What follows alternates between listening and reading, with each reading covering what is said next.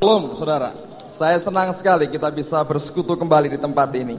Saya mau ajak kita berdoa sama-sama sekali lagi. Kita minta supaya firman Allah boleh melayani setiap kita yang hadir pada malam hari ini. Mari kita berdoa sama-sama. Bapa kami yang baik, yang kami undang, yang kami sebut, yang kami sembah, di dalam nama Yesus kami bersyukur karena Allah yang baik ada di tengah-tengah kami. Tuhan, sekarang saatnya Engkau mengungkapkan isi hatimu buat masing-masing kami. Engkau guru kami yang agung, Engkau yang tahu kebutuhan masing-masing kami, Engkau yang mengerti hidup kami masing-masing, dan Tuhan yang menyiapkan firman-Mu buat setiap orang yang hadir pada malam hari ini. Engkau mengurapi setiap kami dengan pengurapan Allah yang baru, supaya setiap perkataan firman Allah yang disampaikan pada malam hari ini boleh menumbuhkan hidup kami makin hari berkenan di hadapan Tuhan. Terima kasih Bapa. Kami sambut firman Tuhan malam hari ini hanya dengan satu nama, yaitu nama Tuhan kami, Yesus Kristus. Amin. Amin. Saudara sekalian, saya teringat sebuah cerita kesaksian yang disampaikan oleh seorang hamba Tuhan yang saya percaya sebagian besar dari kita tentu pernah mendengar namanya. Seorang hamba Tuhan yang dipakai Allah luar biasa, yaitu Dr. Billy Graham. Satu kali dia bercerita begini. Ketika dia mengadakan kampanye penginjilan di Eropa, biasanya dia berkata ada puluhan ribu, bahkan lebih daripada itu orang-orang yang datang pada Yesus pada waktu dia undang maju ke depan untuk bertobat terima Yesus. Dia berkata biasanya ribuan, bahkan puluhan ribu orang-orang datang pada Yesus setiap kali aku menyampaikan firman Allah dan aku mengundang mereka untuk bertobat datang kepadanya. Namun suatu kali dia berkata, di sebuah negara tertentu saya menyiapkan firman Allah yang menurut saya merupakan firman yang paling indah, yang paling dalam yang pernah saya siapkan untuk kampanye penginjilan saya. Saya siapkan dengan sungguh-sungguh, saya lengkapi dengan banyak ilustrasi dan kesaksian yang saya percaya akan menguatkan dan membawa mereka datang pada Yesus. Saya bicara soal iman, saya bicara bagaimana kita mempercayai Allah. Saya mencoba menyiapkan sebaik-baiknya. Lalu kemudian saya mulai menyampaikan firman Allah itu. Saya mulai khotbah seperti biasa. Perasaan saya berkata, khotbahmu merupakan khotbah yang terbaik hari itu. Khotbahmu memecahkan rekor di antara khotbah-khotbah yang lain. Hati saya puas. Kemudian dia berkata, dengan suatu keyakinan, dengan suatu rasa percaya diri, saya mulai undang orang-orang datang pada Yesus. Saya berkata, mari datang pada Yesus, mari bertobat. Saya undang mereka maju ke depan. Saya pada waktu itu mengharapkan perkara yang lebih besar terjadi. Saya mengharapkan ratusan ribu orang bertobat. Tetapi saya menjumpai kenyataan yang lain. Billy Graham bersaksi, pada waktu itu hanya sedikit sekali. Mungkin sekian persen dari biasanya dia bisa menuai jiwa setiap kampanye yang dia buat. Kali itu sedikit sekali hasilnya, bahkan begitu minim untuk ukuran manusia atau hamba Tuhan seperti Billy Graham. Ketika orang-orang mulai maju ke depan, dia melihat kenyataan tidak banyak yang mau bertobat. Dia keluar, dia turun dari mimbar, dia duduk di tempat duduknya, dan dia menangis di hadapan Allah. Dia berdoa, Tuhan, mengapa sampai begini? Mengapa khotbah saya gagal? Bukankah saya merasa ini khotbah yang paling baik yang pernah saya siapkan? Mengapa justru hasilnya nol? Tidak seperti yang saya bayangkan, tidak seperti yang saya inginkan. Malah sedikit sekali orang yang datang dan bertobat padamu. Ketika dia sedang menangis, dia menangis. Ada seorang anggota majelis gereja yang cinta Tuhan dan peka dengan suara Allah. Dia datangi pendeta Billy Graham. Dia peluk pendeta yang sedang menangis ini. Dia berkata, Saudara Billy, maukah engkau tahu mengapa hari ini Anda gagal menuai banyak jiwa? Billy Graham tersentak, saudaraku. Dia toleh orang itu seorang bapak yang sudah ada usia. Dia perkenalkan dirinya, saya seorang majelis gereja.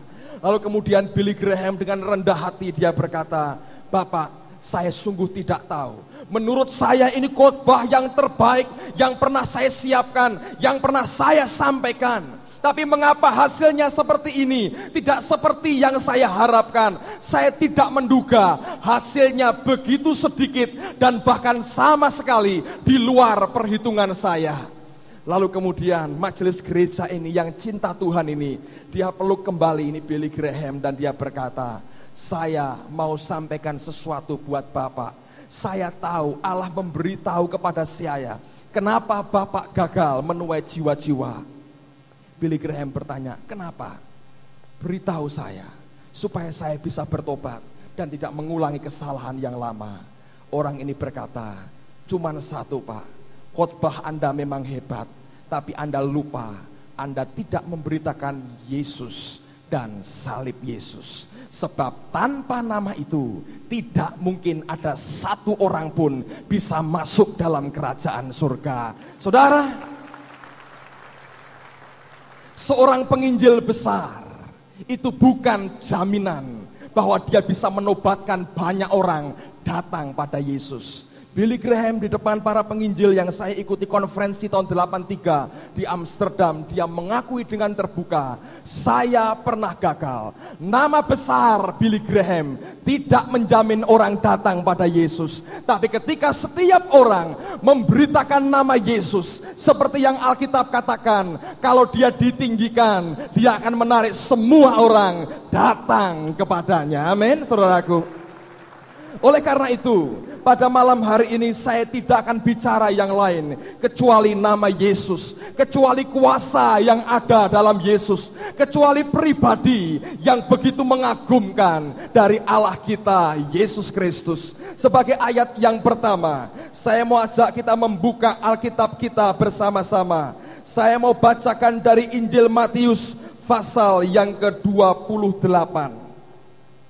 Matius pasal yang ke-28 ayat 17 dan ayat yang ke-18. Pasal terakhir dari Injil Matius, Matius 28 ayat 17 dan ayat yang ke-18. Matius 28 ayat 17 dan ayat yang ke-18. Demikian bunyi firman Tuhan. Ketika melihat dia, mereka menyembahnya, tetapi beberapa orang ragu-ragu. Yesus mendekati mereka dan berkata, kepadaku telah diberikan segala kuasa di surga dan di bumi. Saya akan ulangi ayat yang ke-18. Anda perhatikan baik-baik, simpan di hati masing-masing, tanamkan dalam rohmu dalam-dalam. Yesus mendekati mereka dan berkata, kepadaku telah diberikan segala kuasa, all authorities, segala otoritas telah diberikan kepadaku di surga dan di bumi. Saudara, kalau kita membaca dua ayat firman Tuhan ini, saya belajar beberapa hal dan saya ingin sampaikan kepada Anda sekalian. Yang pertama dia berkata, kepadaku telah diberikan segala kuasa yang di surga dan yang di bumi. Saya belajar satu perkara. Yang pertama saya belajar bahwa sesungguhnya segala kuasa yang di surga itu ada dalam tangan Tuhan Yesus. Kalau kita berkata dengan bahasa sehari-hari, saya berani berkata, surga itu milik daripada Yesus Kristus. Penguasa tunggal surga adalah Yesus Kristus. Hari ini banyak orang mencari surga, saudara.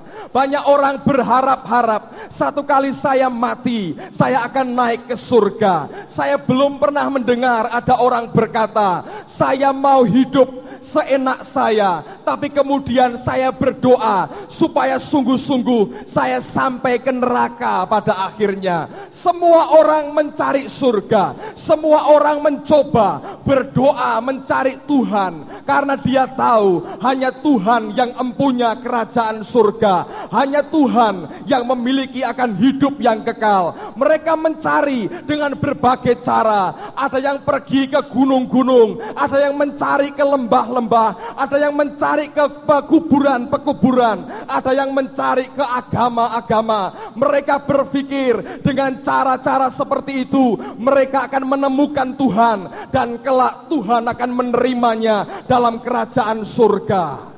Tetapi seringkali manusia tidak tahu Tuhan mana sebetulnya yang memiliki kerajaan surga. Oleh karena itu pada malam hari ini saudara, saya beritahu di dalam nama Yesus bahwa yang punya kerajaan surga, yang berhak menerima kita masuk kerajaan surga, itu bukan nama lain kecuali nama Tuhan kita, Yesus Kristus. Haleluya. Saudara, kalau kita membaca ayat ini jelas, dia proklamirkan di hadapan manusia, kepadaku telah diberikan segala otoritas, segala kuasa, segala wewenang, segala kedaulatan yang ada di surga. Kira-kira hampir sebulan yang lalu saudara, ada seseorang yang tinggal di sebuah kampung kecil di kota Semarang. Orang ini sudah cukup lama menderita sakit yang tidak kunjung sembuh dari waktu ke waktu. Orang ini tinggal dan bersahabat dengan seorang rekannya, seorang Kristen, tapi yang hidupnya tidak benar di hadapan Allah. Tetapi orang ini adalah orang yang sama sekali belum kenal Tuhan. Dia tidak mengerti soal pembasuhan darah Yesus. Dia tidak mengerti soal pengampunan dosa. Dan orang ini sakit cukup lama dan tidak kunjung sembuh. Sampai akhirnya dia mendekati saat-saat yang gawat dalam hidupnya. Sakitnya makin lama makin memuncak. Dan akhirnya ketika sampai saatnya tiba, orang itu ternyata dinyatakan mati oleh dokter. Sebagai seorang biasa, kebanyakan orang biasa, ketika dia mati pagi hari, siang harinya sudah siap dikebumikan. Pada waktu itu dia mayatnya dimandikan dulu, kemudian dia mulai dipocong. Anda tahu dipocong ya, dibungkus dengan kain putih dan kemudian dipocong di atasnya dan dimasukkan di sebuah keranda untuk diusung dan dimasukkan dalam liang kubur yang sudah disiapkan. Pada waktu itu tiba saatnya, orang begitu banyak berkumpul untuk ikut mengantarkan jenazah almarhum ini sampai ke peristirahatan yang terakhir. Ketika orang sudah mulai berdatangan, sebagian orang mencoba untuk melihat yang terakhir kali wajah si almarhum. Tiba-tiba saudaraku, mayat ini yang sudah dipocong, kakinya bergerak-gerak. Lalu satu kampung bubar semua. Karena bukan hanya bergerak-gerak karena ada tikus yang lewat, tapi mayat ini buka matanya, lihat kanan, lihat kiri. Satu kampung geger semua. Bukan cuman itu, dia duduk dan minta makan, saudara. Ada beberapa orang yang berani untuk berbicara dengan orang itu. Dia dekati, dia ajak kenalan lagi. Orang ini berkata, kok kenalan lagi? Kan kita teman lama. Oh, masih kamu tuh, bukan yang lain. Iya, masih saya. Lalu kemudian saudara, orang Kristen tetangganya, sahabatnya juga menengok dia. Lalu sempat berbicara dan berbincang-bincang mereka. Orang yang mati ini cerita begini, pada waktu saya meninggal, saya tidak merasakan apa-apa. Yang saya rasakan, badan saya sakitnya luar biasa. Lalu kemudian tiba-tiba semua gelap dan saya sudah ada di alam yang lain. Pada waktu itu ketika saya sedang toleh kanan, toleh kiri, saya melihat ada sebuah gerbang yang indah luar biasa. Dan pintu gerbang itu terbuka lebar-lebar. Dan di balik gerbang yang indah, saya melihat pemandangan taman yang begitu mentakjubkan, yang belum pernah saya lihat seumur hidup saya. Langsung dia berkata, saya berlari, saya kepengen masuk ke taman itu, pengen lihat ada apa di sana. Dari luar cahayanya begitu berkilau-kilauan, saya kepengen masuk ke sana. Ketika saya mulai melangkahkan kaki saya, tiba-tiba ada sebuah tangan yang besar yang memegang akan leher saya dari belakang. Dia pegang tengkuk saya dan saya ditarik mundur. Saya teriak, mengapa saya nggak boleh masuk? Lalu orang yang besar ini berkata, engkau hanya bisa masuk kalau engkau sudah dibasuh. Lalu kemudian orang ini berkata, sekarang pulang. Dia dilempar lagi dan dia berkata, itulah kenapa sebabnya saya buka mata dan saya hidup lagi. Dia bertanya, mengapa saya harus dibasuh? Apakah mayat saya belum dimandikan? Dia berkata temannya, saya yang mandikan mayat kamu. Lo kok nggak berlaku dalam kerajaan surga? Lalu orang Kristen ini ingat, oh bukan air yang membuat orang selamat, tapi dibasuh oleh darah Yesus. Sejak itu orang ini bertobat kembali, saudara. Saya beritahu, sungguh-sungguh surga itu yang punya Tuhan kita Yesus Kristus. Kalau Anda mau datang kepadanya, hanya bisa lewat satu nama ini, yaitu nama Yesus Kristus Tuhan, saudara. Itulah sebabnya dalam Injil surat Kisah Rasul dikatakan bahwa tidak ada nama lain di kolong langit ini yang atasnya orang bisa selamat kecuali lewat nama Yesus. Tidak terlalu berlebihan dan memang fakta apa adanya. Ketika Yesus sendiri berkata, akulah satu-satunya jalan, satu-satunya kebenaran, dan satu-satunya kehidupan. Tidak ada orang yang bisa sampai kepada Bapa kalau tidak melalui aku. Oleh karena itu berbahagialah saudara yang hari ini namamu dipanggil, disebutkan sebagai anak-anak Allah, dan darah Yesus sudah membasuh hidup saudara. Yang kedua, saya belajar juga rupanya saudara, bahwa rupanya kuasa tertinggi di bumi itu juga ada pada Yesus. Banyak orang berkata kekuasaan tertinggi ada pada presiden, ada pada raja, ada pada penguasa dunia. Tapi saya beritahu berdasarkan firman Allah, Yesus memproklamirkan dirinya, segala otoritas di surga dan di bumi telah diberikan kepadaku. Itu berarti tidak ada kuasa lain yang bisa menandingi kuasa yang dimiliki oleh Yesus Kristus Tuhan kita. Haleluya.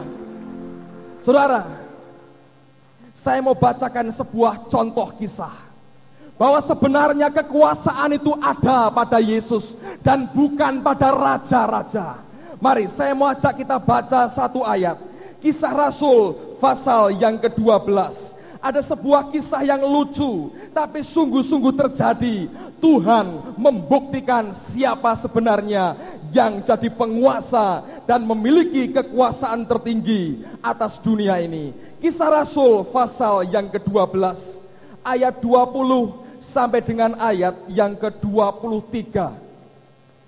Kisah Rasul pasal 12 ayat 20 sampai dengan ayat yang ke-23.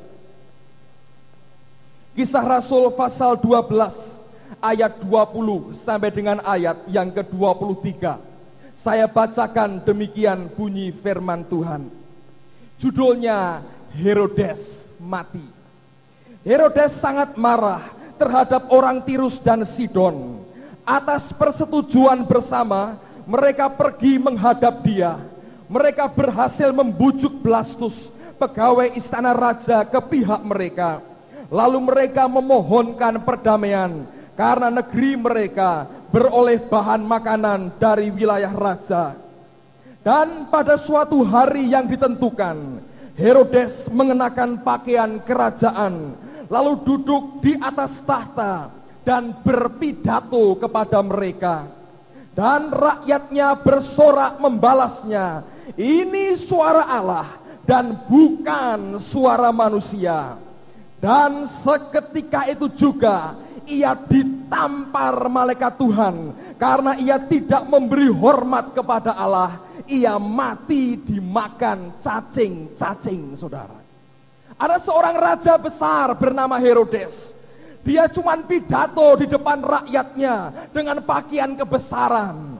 Lalu kemudian rakyatnya berkata, ini suara Allah, bukan suara manusia. Lalu Herodes menyombongkan dirinya. Mungkin dia mengakui memang benar ini suara Allah. Pada waktu itu Allah yang lebih berkuasa dari semua penguasa yang ada di dunia ini, membuktikan siapa yang berdaulat, Herodes atau Allah di atas segala ilah. Alkitab berkata, maka pada waktu itu ditamparnyalah Herodes oleh seorang malaikat, dia mati dan dimakan oleh cacing-cacing. Saudara, saya beritahu, kekuasaan tertinggi atas dunia ini dipegang oleh Allah kita, Yesus Kristus. Tidak ada penguasa lain yang lebih tinggi yang bisa menguasai dunia ini. Dia sanggup berbuat segala perkara. Kekuasaan tertinggi bukan pada direktur bank, bukan juga kepada kepala negara, bukan juga kepada raja,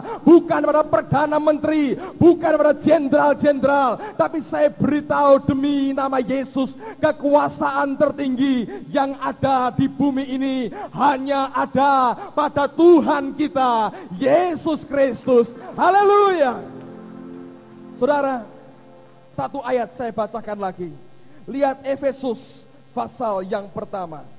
Surat Paulus pada jemaat di Efesus pasal yang pertama.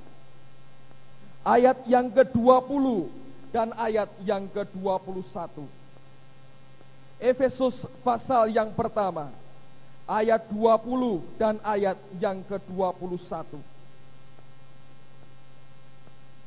Efesus pasal yang pertama, ayat 20 dan ayat yang ke-21. Demikian bunyi firman Tuhan.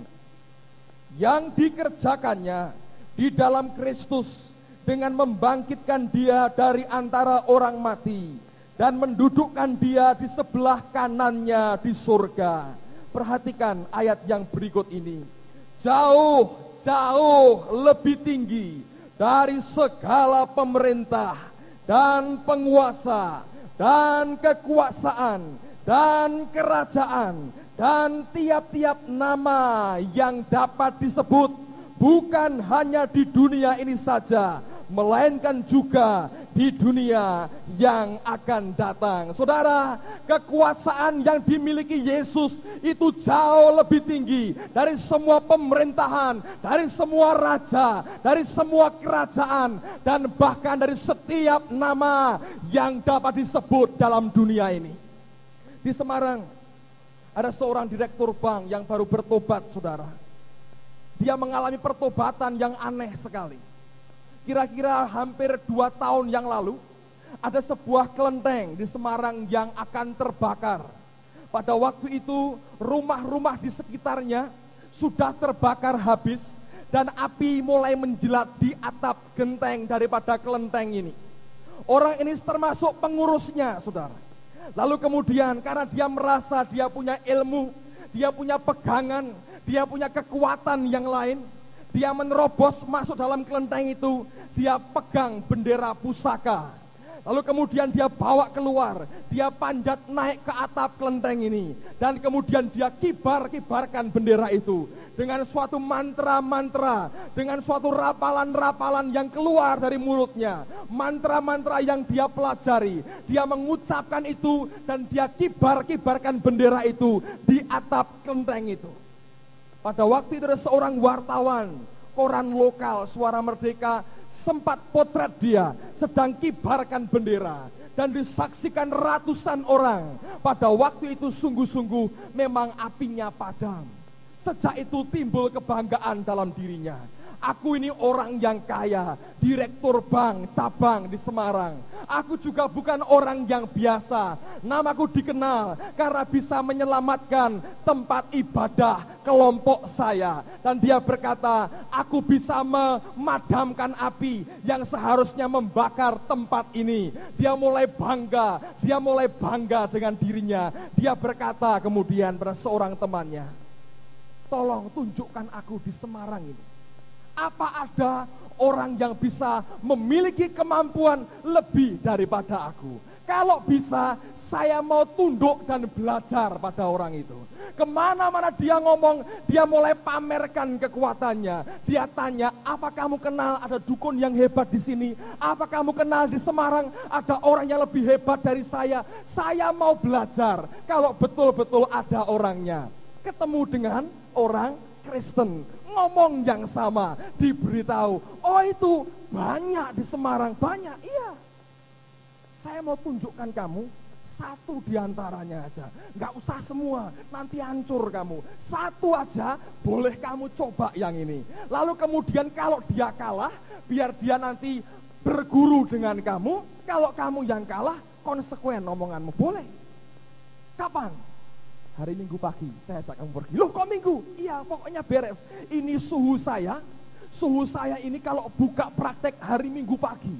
Begitu, oh iya, saya dijemput saudaraku.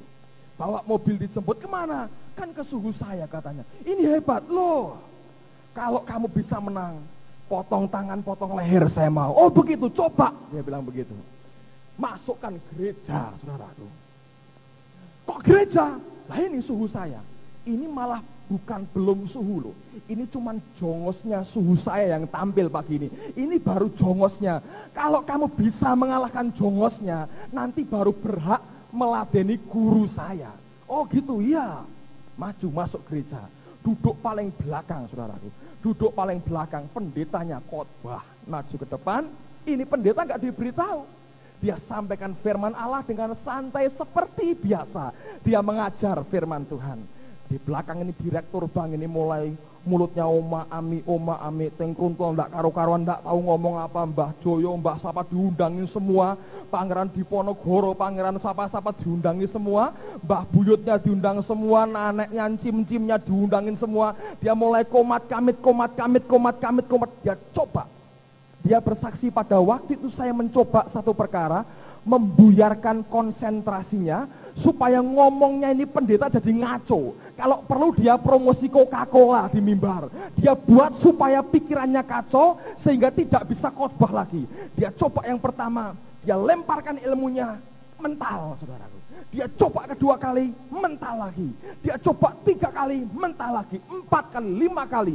Sepanjang firman Allah diberitakan, hampir 1 jam lamanya. Dia coba. Sampai, saudaraku, ini badan penuh dengan peluh, berkeringat basah kuyup. Akhirnya pendeta selesai khotbah. Amin, berkat Tuhan. Dia jawil temannya. Percuma saya berhari-hari tidur di kuburan, tidak makan daging berbulan-bulan, cuman makan nasi putih. Percuma saya puasa. Saya ke gunung-gunung. Kalau jadinya sama jongosnya apa? Jongosnya suhumu aja kalah. Ayah, suhumu siapa sih namanya? Yesus. Amin. Sejak itu bertobat. Tunjukkan dan sebutkan nama siapa saja. Hadapkan kepada namanya. Saya beritahu, tidak ada yang tahan menghadapi kekuatannya. Amin, saudaraku. Luar biasa Allah kita.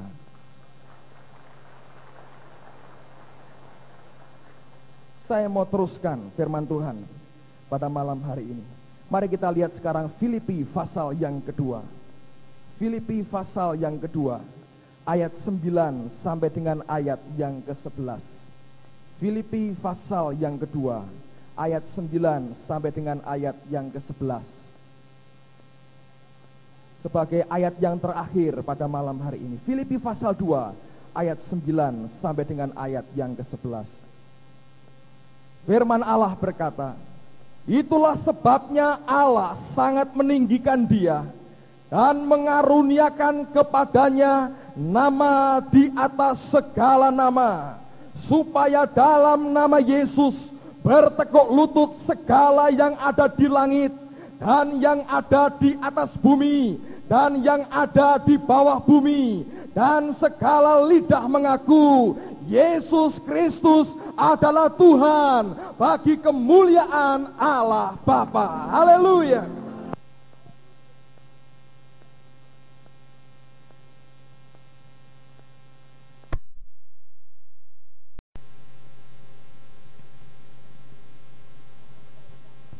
Kekuasaan yang dia miliki lengkap, diberikan segala kuasa di atas, di bumi, bahkan sampai di bawah bumi. Itulah sebabnya saya beritahu pada malam hari ini, sebut nama apa saja, Sebut nama siapa saja yang pernah Anda jumpai dalam dunia ini, maka tidak ada satupun nama yang tahan berhadapan dengan nama Yesus Kristus.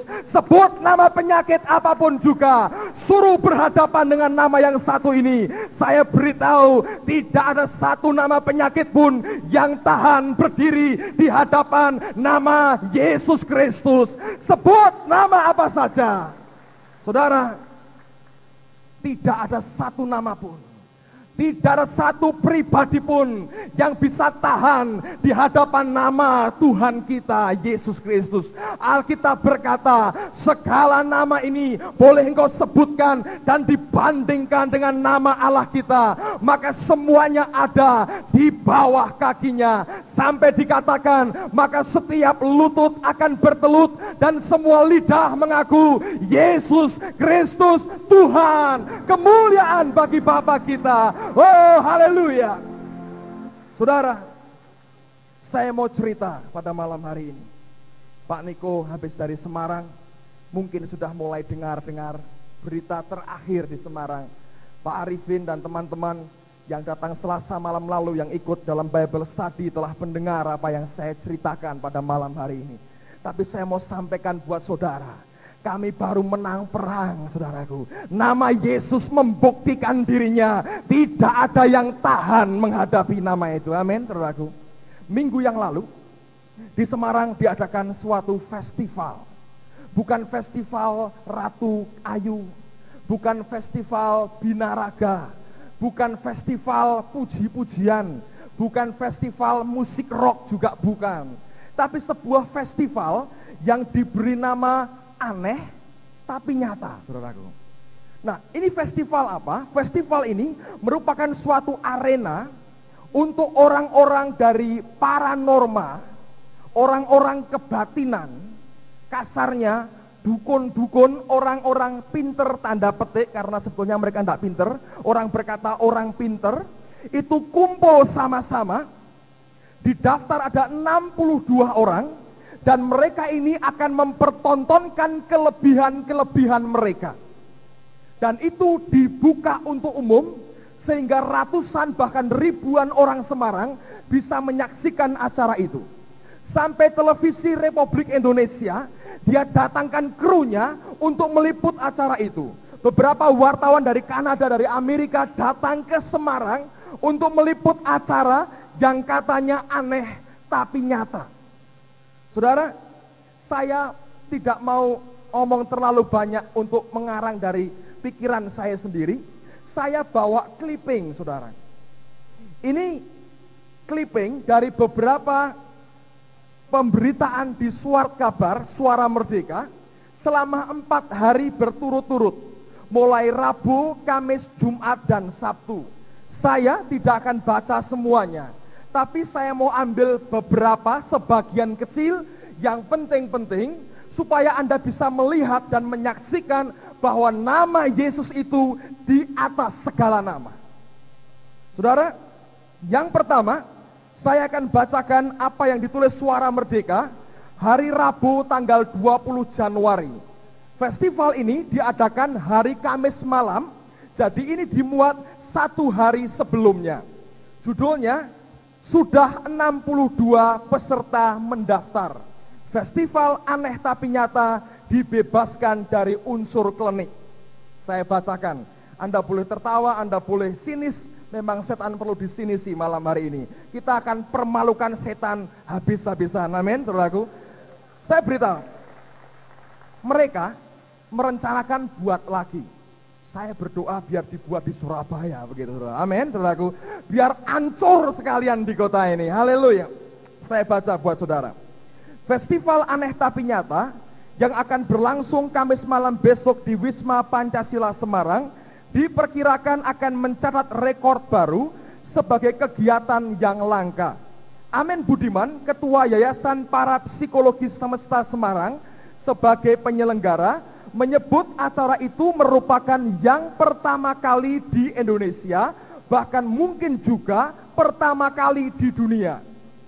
Dikatakan festival itu sendiri akan dimulai pukul 7 malam sampai dengan pukul 2 dini hari. Karena banyaknya peserta yang sudah berminat, sekarang sudah 62 orang yang terdaftar. Mungkin siang harinya akan dilakukan seleksi. Saya loncat, saya teruskan. Kalau festival ini berhasil, Amin ingin menjadikannya kegiatan rutin yang berlangsung setiap tahun. Acara tersebut diakuinya cukup menarik minat masyarakat dari berbagai kalangan. Hal tersebut katanya terlihat dari banyaknya media massa yang memberitakan kegiatan ini. Terus terang, saya hanya memberikan keterangan langsung mengenai hal ini pada Suara Merdeka dan Kompas. Ini kan ya aneh, tapi nyata, katanya sambil tertawa. Lalu kemudian apa, saudaraku? Dia berkata begini. Diharapkan dalam acara tersebut akan terbuka tabir bahwa hal-hal yang selama ini dianggap gaib, ditutup-tutupi dengan berbagai alasan. Tidak ada itu sebenarnya etika yang melarang orang memamerkan daya linuihnya. Mereka pakai istilah daya linuih, daya kelebihan katanya. Terus dia berkata, justru ini yang harus mulai diberitahukan pada masyarakat agar tidak tertipu. Saudara, kalau Anda baca ini, kita mesti melihat, menangkap ini spiritnya apa. Propaganda ini sebetulnya mereka mau menunjukkan kelebihan mereka, dan kemudian dengan demikian masyarakat akan melihat bagaimana kekuasaan yang mereka miliki, dan diharapkan masyarakat banyak akan mendukung mereka dan makin banyak pengikutnya. Saya teruskan. Ia memberi contoh, salah seorang peserta yang akan tampil adalah Sumono dari Cilacap yang bisa makan dan minum dalam jumlah yang cukup banyak, kemudian memuntahkannya kembali dalam keadaan utuh, katanya. Kalau perlu, katanya, yang bersangkutan bisa minum sampai 100 botol dan memuntahkan dalam jumlah yang tidak berkurang, katanya. Minum 100 botol aqua, begitu kira-kira ya. Diminum langsung, diminum, bukan 100 hari minum 100 botol. Pada waktu itu mereka akan coba minum 100 botol. Saya nggak tahu itu perutnya segede apa, saya nggak tahu. Mungkin perut semua kita disatukan begitu. Orangnya padahal tidak gemuk, kurus, saudara. Dia minum 100 botol, kemudian dia akan muntahkan kembali dan dalam keadaan utuh. Dan saya beritahu, Kamis siang sudah dicoba dan berhasil. Lalu kemudian setelah kami dengar berita-berita ini jauh-jauh hari, beberapa rekan menghubungi banyak kota, beberapa saudara di Surabaya ini sudah dihubungi juga, bahkan ada yang sudah mulai puasa 2 minggu sebelumnya. Lalu kemudian kami dari Semarang, dari Sangakala, siapkan tim doa, gabungan dengan teman-teman dari Yayasan Taman Getsemani Ungaran. Kami join sama-sama, kami pinjam sebuah tempat, kami kumpul kira-kira 15 sampai 20 orang. Itu kumpul sama-sama. Tapi sebelumnya, hari Kamis pagi masih dimuat berita soal ini. Jadi itu Kamis malam penyelenggaraan, Kamis paginya koran memuat lagi berita soal festival aneh tapi nyata. Saya bacakan buat saudara. Tentang berbagai perizinan dan faktor keamanan penyelenggaraan festival, Amin mengungkapkan semuanya telah beres. Kami sudah cukup tahu terhadap apa yang menjadi tugas kami. Tidak perlu dipertanyakan lebih jauh, ia menambahkan. Suasana rumah Amin Budiman sejak Rabu sore silih berganti didatangi peserta. Mereka mempertanyakan hal-hal yang belum dianggap jelas. Bahkan ada juga seorang peserta yang mengungkapkan nadarnya, nasarnya, janjinya, seandainya ia menang nomor 1, seluruh hadiah berupa uang akan disumbangkan ke beberapa panti asuhan. Ini kalau Tuhan mengizinkan, katanya. Jadi saudara, ini Kamis pagi. Kamis malam diadakan acara itu, Kamis paginya dimuat berita ini, ada orang sudah berjanji kalau menang semua uangnya akan dipersembahkan, diberikan kepada panti asuhan. Saudara, hari Kamis itu kami siapkan satu tim lengkap, digabung dengan teman-teman dari Yayasan Taman Getsemani. Kemudian pada waktu itu kami pinjam sebuah rumah. Mulai beberapa hari sebelumnya kami sudah berdoa puasa. Kami berdoa, Tuhan, kalau ini sampai berhasil dan setiap tahun dibuat, Anda bisa bayangkan akibat yang negatif dari festival seperti ini. Akan makin banyak orang disesatkan dan mereka tidak bisa kenal Tuhan lagi karena diikat kuasa jahat. Dan mereka memang mentargetkan supaya seminar ini berhasil dengan luar biasa sehingga banyak pengakuan dari masyarakat dan akibatnya mereka akan makin banyak pengikut. Saya terus terang prihatin dengan kota saya, saudara. Ini orang ini dulu pernah buat seminar tuyul. Terkenal seluruh dunia Semarang karena tuyul, saudara. Gagal. Karena orang berkata, lihat saya gandeng tuyul. Dipotret wartawan gak ada apa-apanya, dilihat orang gak ada apa-apanya. Mana tuyulnya? Ya ini saya gandeng. Wartawan bilang, saya juga bisa kalau ngomong gitu. Gagal, buat tour de tuyul. Wah, luar biasa. Bukan tour de Java, bukan, tapi tour de tuyul katanya. Ke sebuah desa rombongan puluhan mobil mau lihat kerajaan tuyul. Pemerintah marah-marah, dibubarkan sama pemerintah.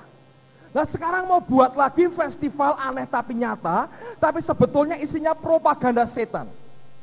Hari itu saudara, beberapa hari sebelumnya Ibu Sebaja, Anda tahu Ibu Sebaja ya, pimpinan Persekutuan Doa Immanuel, pernah menyampaikan firman Tuhan di sini juga. Dia telepon saya, Saudara Agung, Kamis ini tanggal 21, tolong Anda menyampaikan firman Tuhan di tempat saya, di Persekutuan Doa Immanuel. Apakah waktunya bisa?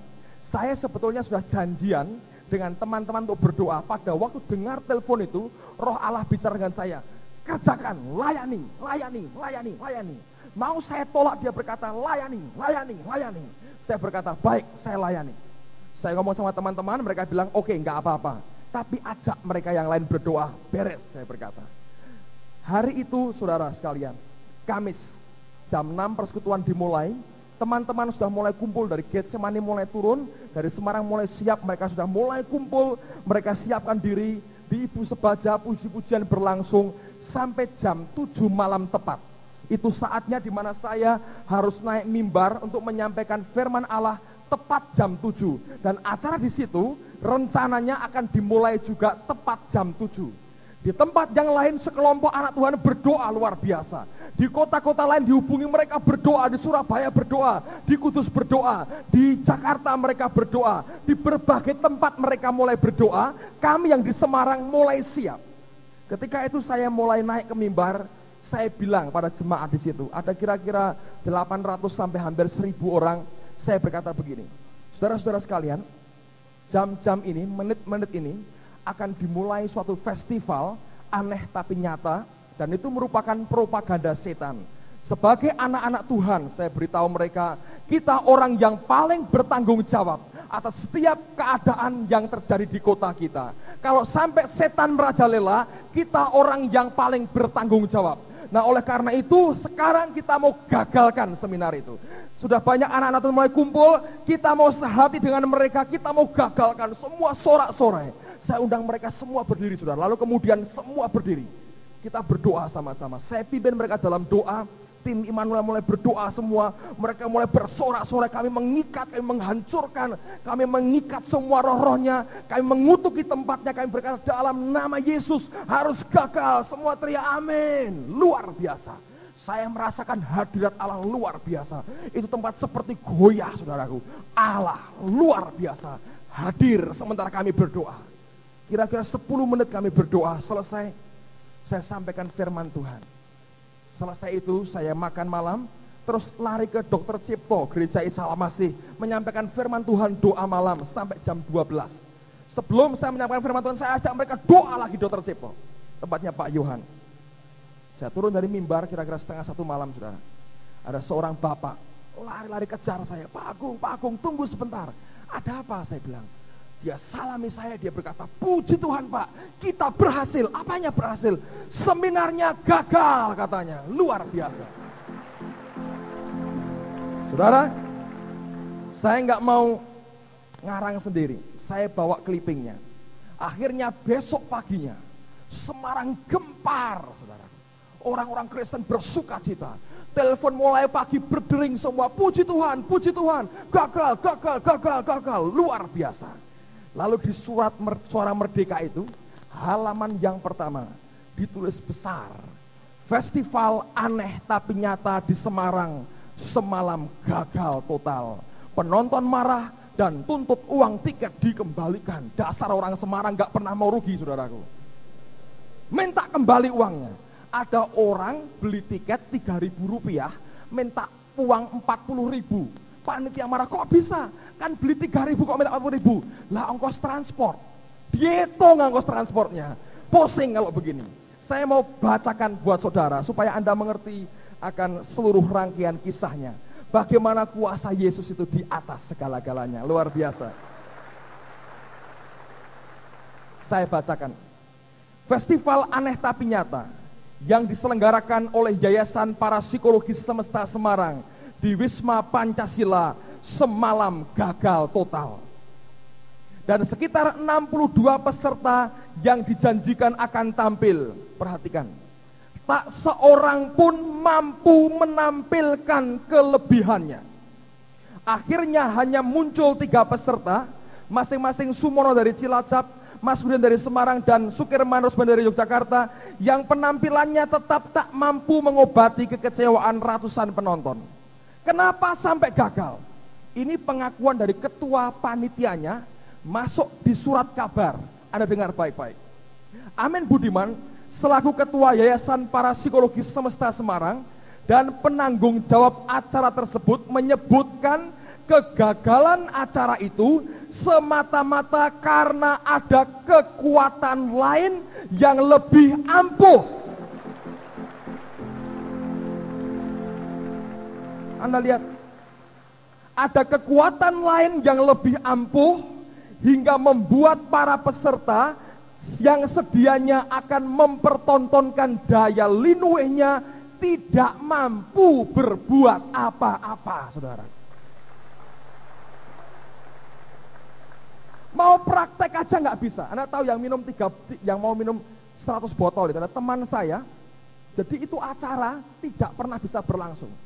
Mau dicoba gagal, mereka coba aja nggak berani. Akhirnya yang sudah terlanjur diberitakan di surat kabar yang minum 100 botol, dia coba. Dia berdiri, dia minum 1 botol. Muntah lagi, coba. Muntah lagi, coba. Muntah lagi. Akhirnya turun, saudaraku. Semua penonton teriak, kacau semua. Yang satu pengen coba lagi.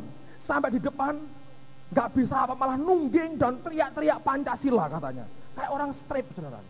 Heran. Yang seorang cuma orang tua, pamer otot. Nah, orang tua pamer otot, saudara. Anda bisa bayangkan itu, bukannya ke atas malah ke bawah kira-kira. Setan kalau dipermalukan itu, menurut saya, ketemu dengan kita, getuk mukanya, amin, saudara, luar biasa.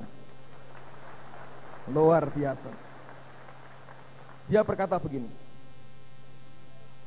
Amin Budiman menolak anggapan bahwa ada imbauan dari pihak pemerintah agar acara yang diperkirakan bisa mengundang pro dan kontra tersebut tak diselenggarakan.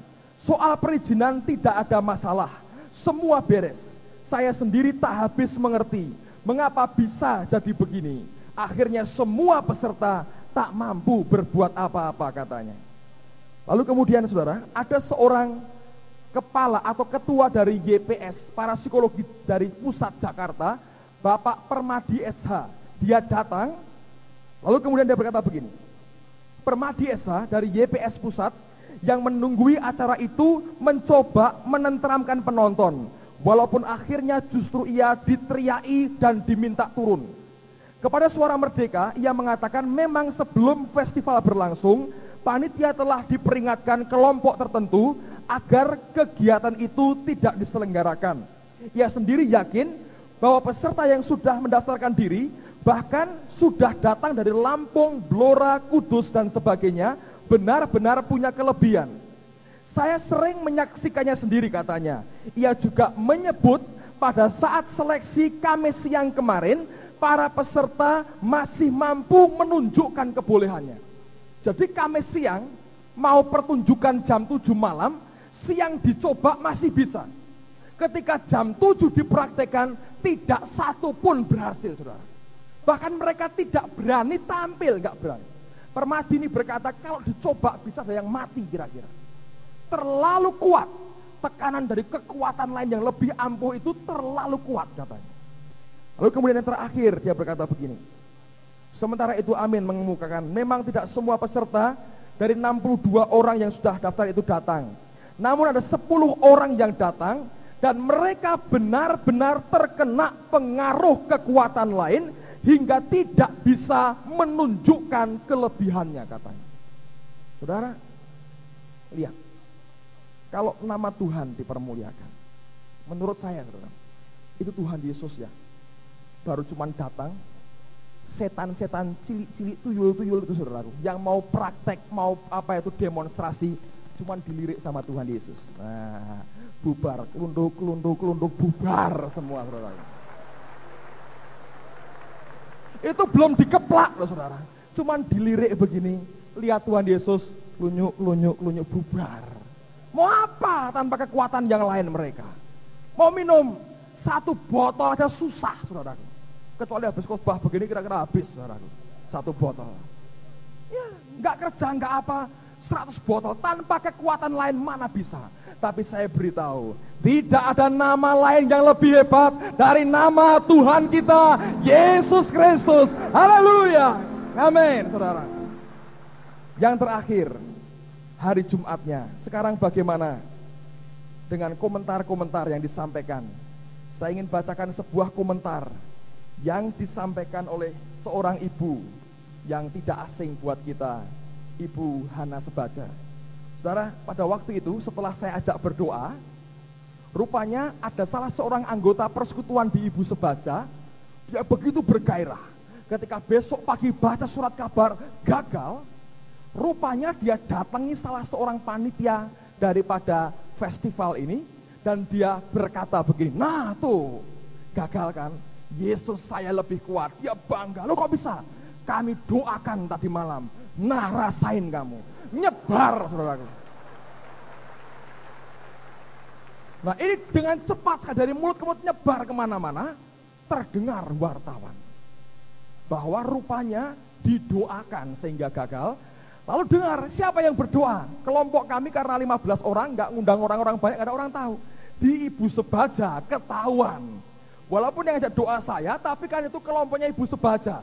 Ada apa-apa tanggung jawabnya Ibu Sebaja. Saya ikut aman, saudaraku, luar biasa. Saya mau sampaikan ini komentar Ibu Sebaja, luar biasa. Saya senang dengan ibu ini, berani saudara, berani. Anda dengar nih komentarnya. Judulnya dari koran surat kabar Wawasan, Sabtu tanggal 23 Januari tahun ini. Jadi minggu yang lalu. Besar, kegagalan festival aneh tapi nyata, bukti kebesaran Tuhan, judulnya. Beberapa kalangan menilai kegagalan festival aneh tapi nyata Kamis malam di Wisma Pancasila dikarenakan Tuhan menyatakan kebesarannya sesuai dengan permintaan beberapa kelompok persekutuan doa umat Kristiani di Semarang. Kekuatan di luar yang disebutkan oleh penyelenggara menurut sumber itu merupakan kekuatan Tuhan yang memang tidak pernah ada yang mampu menandingi, saudara. Haleluya. Nama Tuhan dipermuliakan. Sekarang perhatikan bagaimana komentar Ibu Sebaja. Nyonya Lukas Sebaja, mungkin bulan depan khotbah di sini Anda bisa tanya, dulu gimana Bu ceritanya? Dia akan cerita lebih seru lagi. Nyonya Lukas Sebaja yang didampingi oleh suaminya, Dr. Gigi Lukas Sebaja, dari Persekutuan Doa Immanuel Jalan Gajah Mada yang ditemui Wawasan siang tadi, membenarkan Kamis malam itu pihaknya mengadakan persekutuan doa. Dalam salah satu doa permohonan yang dipanjatkan kepada Tuhan malam itu, diantaranya menurut keduanya agar masyarakat Semarang dihindarkan dari pengaruh kuasa lain selain Tuhan. Kami memohon Tuhan melindungi warga kota Semarang dan menyatakan kebesaran kuasa yang sebenarnya cuma berasal dari Tuhan, ujar Nyonya Lukas Sebaja. Dengan adanya kegagalan panitia penyelenggara tersebut justru tidak menjadikannya bangga. Kami justru berdosa kepada Tuhan bila merasa bahagia atas kegagalan itu. Sekarang dia keluarkan kalimat ini luar biasa. Dia berkata begini, tetapi hal ini, dia berkata, cuman sekedar peringatan bahwa kuasa terbesar adalah dari Tuhan sendiri. Amin. Ibu Sbada berkata, ini baru peringatan. Belum sungguh-sungguhan Gunung Karmel dibuat di kota Semarang. Ini baru peringatan. Hati-hati lampu kuning, jangan diteruskan. Bisa hancur kamu. Mati semua nabi Baalnya. Dia berkata, ini cuma sekedar peringatan katanya. Peringatan aja sudah begini, kalau sungguhan kira-kira seperti apa, saudaraku? Luar biasa Yesus kita, haleluya. Lalu kemudian saya teruskan, rupanya nyebut nama saya satu. Jadi ini 4 kali saya masuk surat kabar. Yang pertama waktu nenek saya meninggal, masuk kolom berduka cita. Yang kedua kakek saya meninggal setahun kemudian, masuk lagi kolom berduka cita. Sebagai cucunya ikut berduka cita. Cucunya nama saya masuk di sana. Yang ketiga, tahun lalu ketika saya di wisuda, Tuhan memberkati jadi wisudawan terbaik, dimasukkan di surat Merdeka, seorang Merdeka juga, masuk yang ketiga kali. Yang keempat, masuk lagi urusan klenik dan dukun dalam festival Aneh Tapi Nyata. Cuman 1 kalimat singkat, puji Tuhan, tidak terlalu banyak publikasi. Saya baca buat saudara. Kami selanjutnya tidak menginginkan masyarakat menjadi tersesat setelah menyaksikan demonstrasi aneh-aneh itu, yang lebih cenderung menggunakan kuasa gelap. Sebagai negara Pancasila yang percaya pada Tuhan, jangan sampai kita tersesat kemudian mempercayai kuasa yang lain. Ujar Nyonya Lukas sebaca lagi, anggota Persekutuan Doa Immanuel yang persekutuan, terutama para pemuda dengan pimpinan Pendeta Petrus, katanya saudaraku. Diangkat jadi pendeta sama Ibu Sebaca rupanya. Belum ditahbiskan, diangkat jadi pendeta. Puji Tuhan. Saudara, tidak ada nama lain yang lebih tinggi dari nama Yesus Kristus, amin. Kekuasaan tertinggi hanya ada pada Allah kita.